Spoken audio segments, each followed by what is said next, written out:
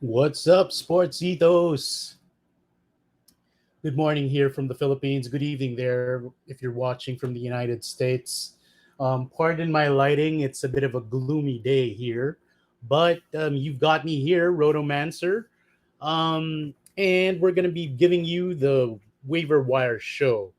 Um, it's This show is airing on Tuesday because I believe Sunday was January 1st over there. That's why we decided to move it.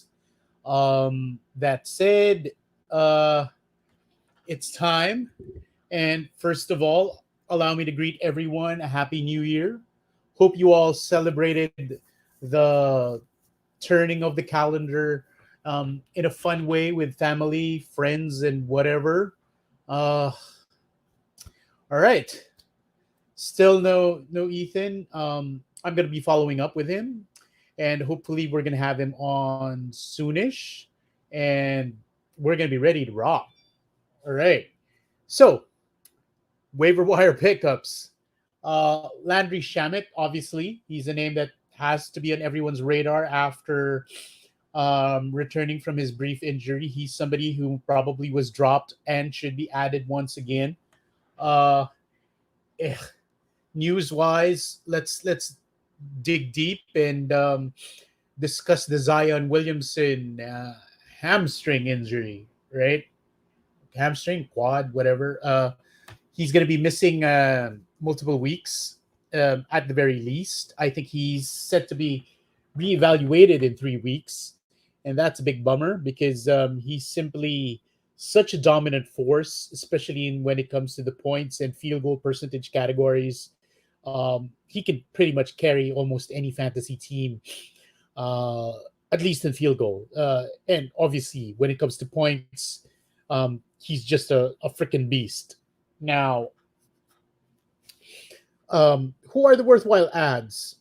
All right. Off the top, if you have the luxury to do so, I would preemptively pick up Larry Nance Jr., who was dropped um, recently in so many of my leagues, obviously because he hasn't been playing. But I think his recovery, will obviously happen, take place sooner than Zion's, and he will get a lot of minutes once he's ready to go. You might have to be a little bit patient with him because he's notoriously been known to be a a bit of a slow healer. Now, if you cannot afford to wait on Larry Nance Jr.'s recovery, an option here, and it's been already established that uh, Najee Marshall has been able to pop with respectable fantasy value when he's given a lot of minutes, and he could have a lot of minutes in store.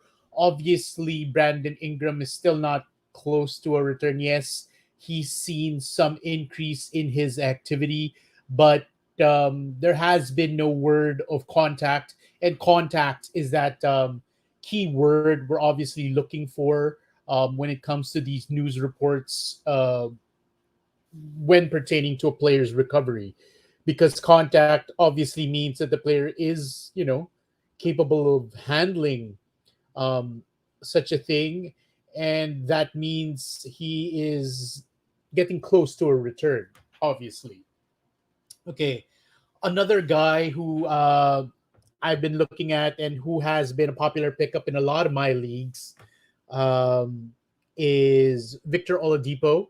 He's finally rounding out into form, and despite coming off the bench, which really has not been an issue for him, as shown by what he's done last season, he's doing well, and he's somebody to look at even as a streaming option in deeper leagues.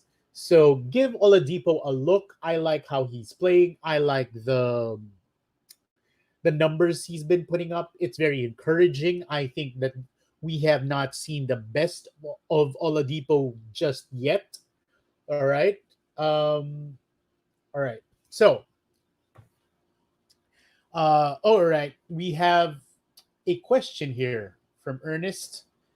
Hey, Ernest, thank you for dropping by, and it's a pleasure of mine to address your questions. All right, this is fantastic. All right, you have a great question because you're talking about Mark Williams, and I'm just going to read it out loud here. 12 team head to head 9 cat redraft. How long are we holding Mark Williams? I'm first in my league for now, but not really liking his production. Options left on my wire are Oladipo, as you know, I've mentioned, Pat Beverly, TJ Warren, Larry Nance. All right. Um, just to share with you, Ernest, I'm also thinking about Mark Williams, but in my case, it's a little bit different. I'm dealing with him in my 16 team league.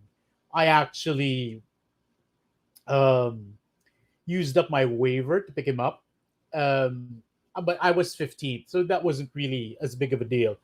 Obviously, it's a different case. All of those other guys you mentioned, probably with the exception, well, Warren is available in my league. So is Nance, um, but no Oladipo, no Pat Bev. So we have some similar options.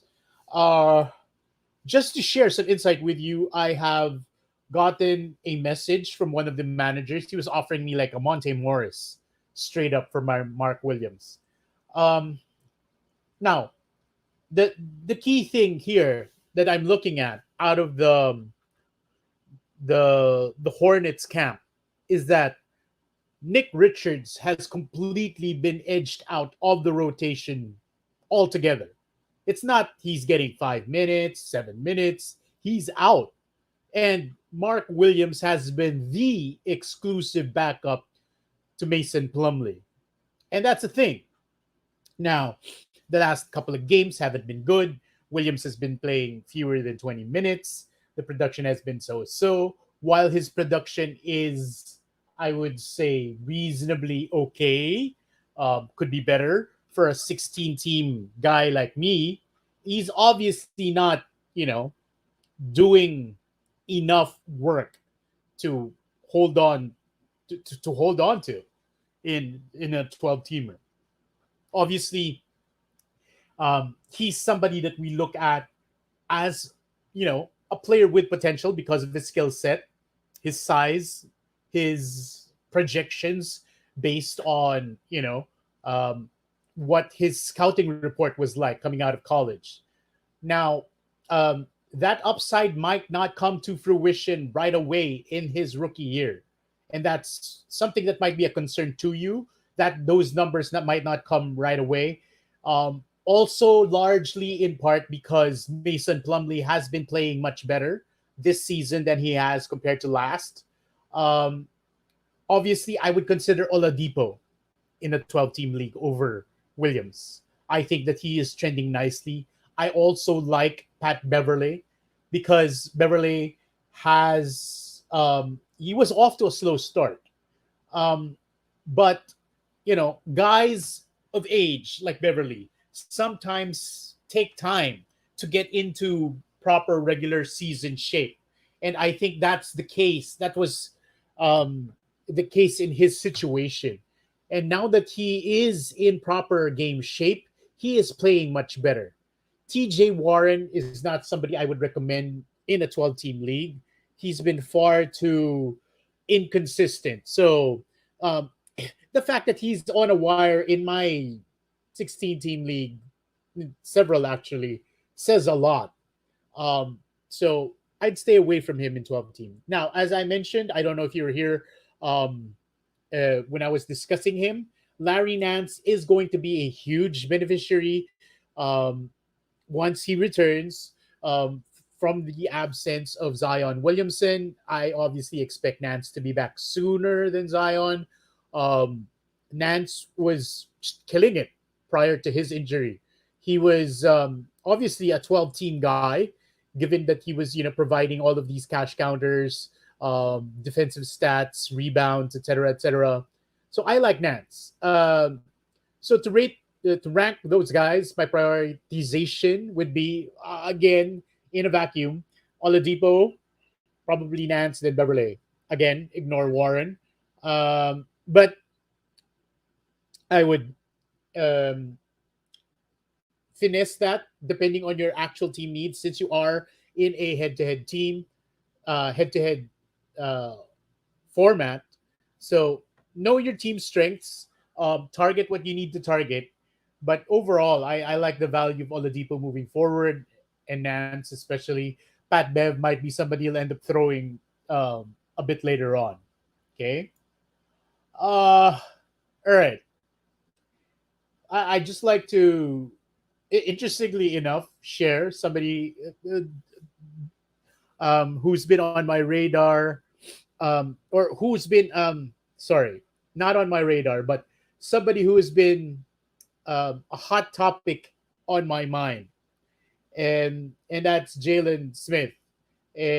I've been stubborn in all of my leagues and haven't dropped him. He's obviously, you know, been underwhelming. Um, on and off. He's been able to put up a decent game here and there. He doubled in the Pacers last game, and that's just while playing only 17 minutes on the floor. Clearly, the minutes are not there. Aaron Neesmith was not playing well. He's another issue that's kind of irritating coming out of the Pacers camp. Both of those guys are very hit or miss. Um, I've seen a couple of Jalen Smith drops in my 16 team leagues. That just goes to show that he shouldn't be rostered in any of your 12 team leagues right now. Uh, so I might be pulling the trigger and finally dropping my first Jalen Smith in one, picking him up in another because I really need a center in that other league.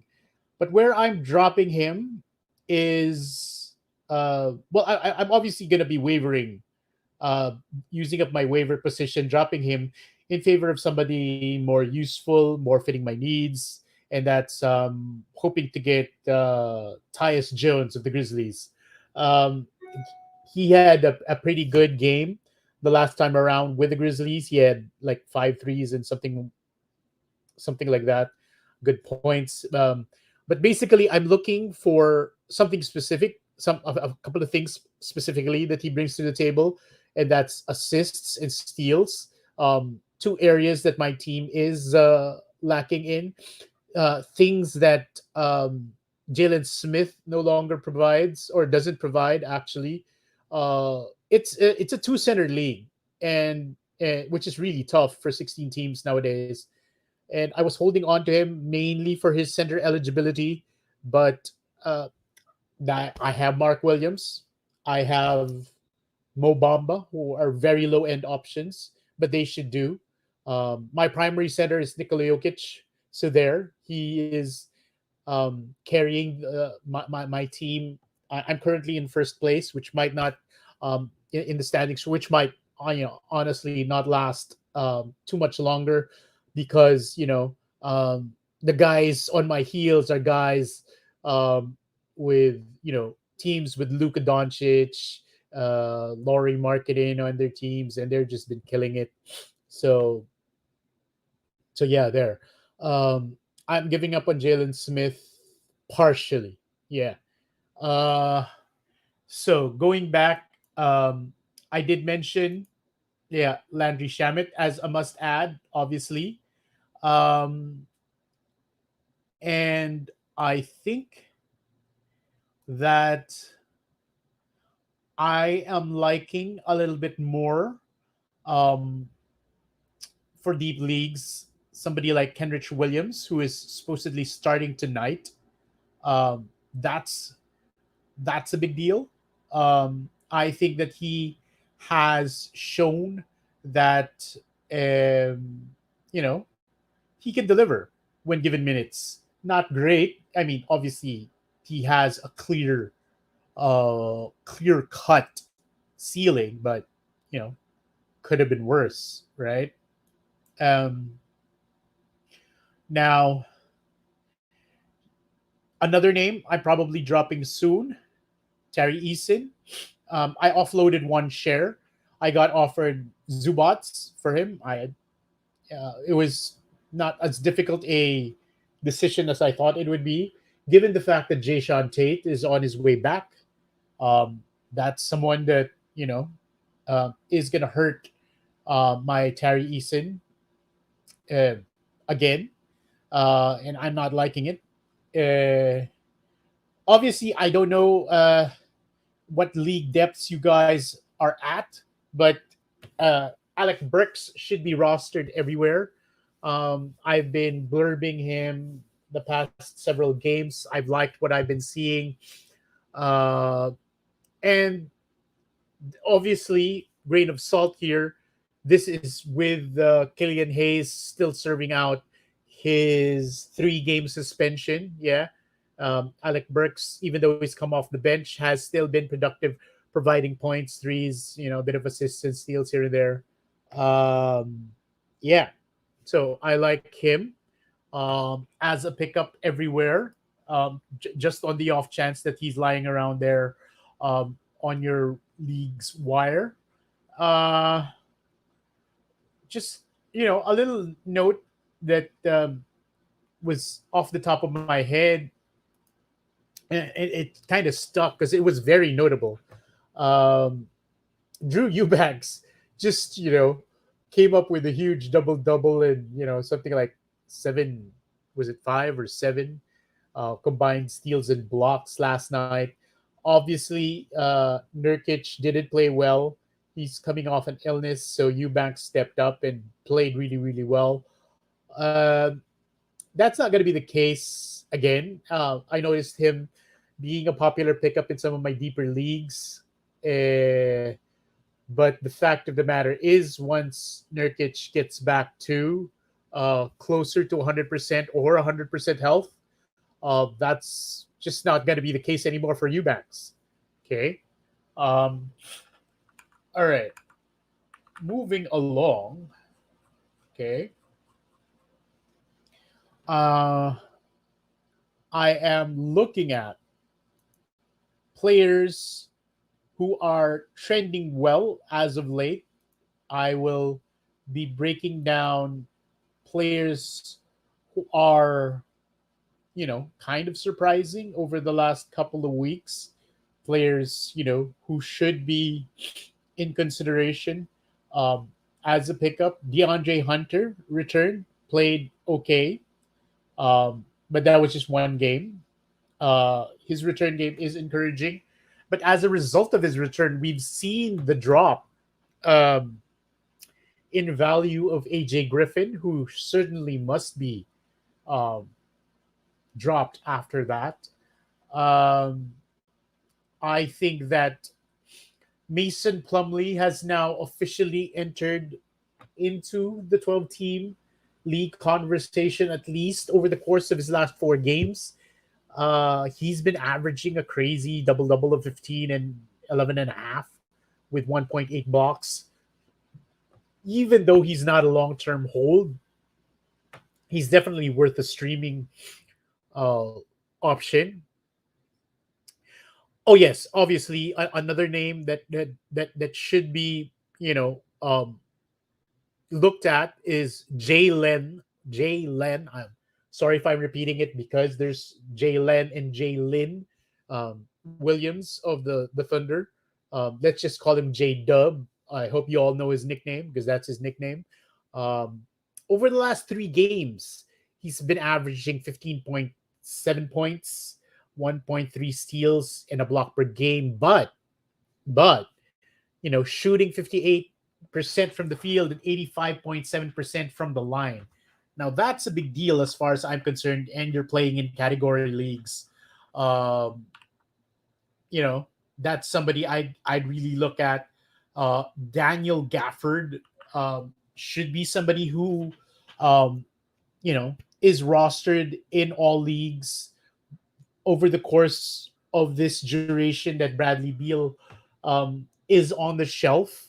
Obviously, you might have to be ready to cut bait once Bradley Beal returns.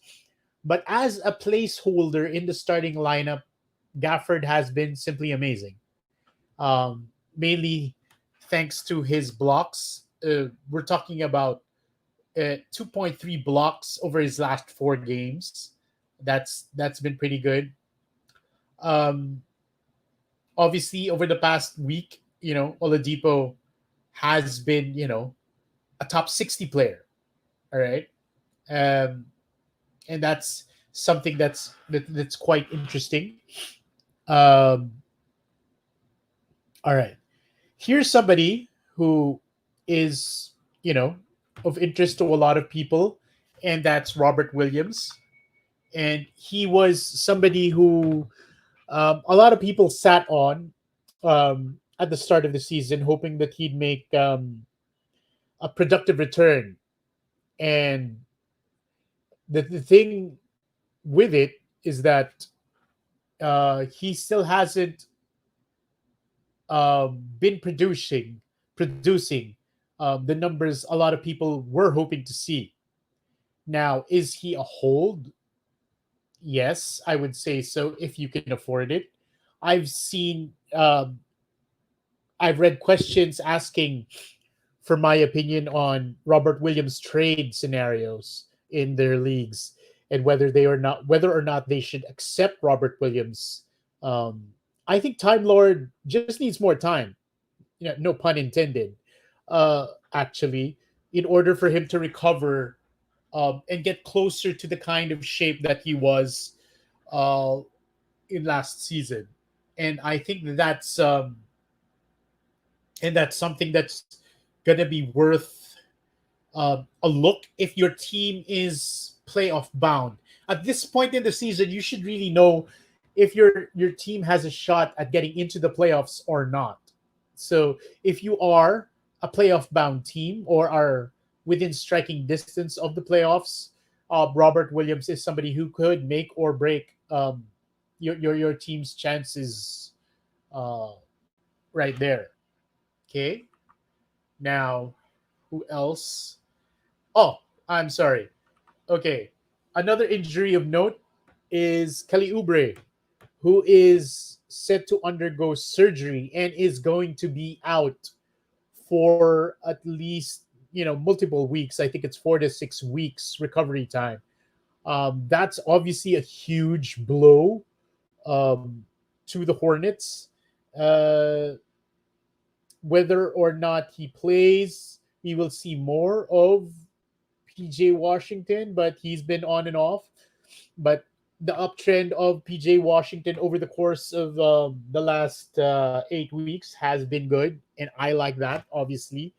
Jalen McDaniels is the name that I'd like to put out there as a serious streaming option in 12 team leagues. He could even be held for as long as the wire is dry. And, you can always use a guy who can give you 1-1-1, is what I mean. Um, Whether or not you keep him, it's fine. He'll have an odd bad game here and there.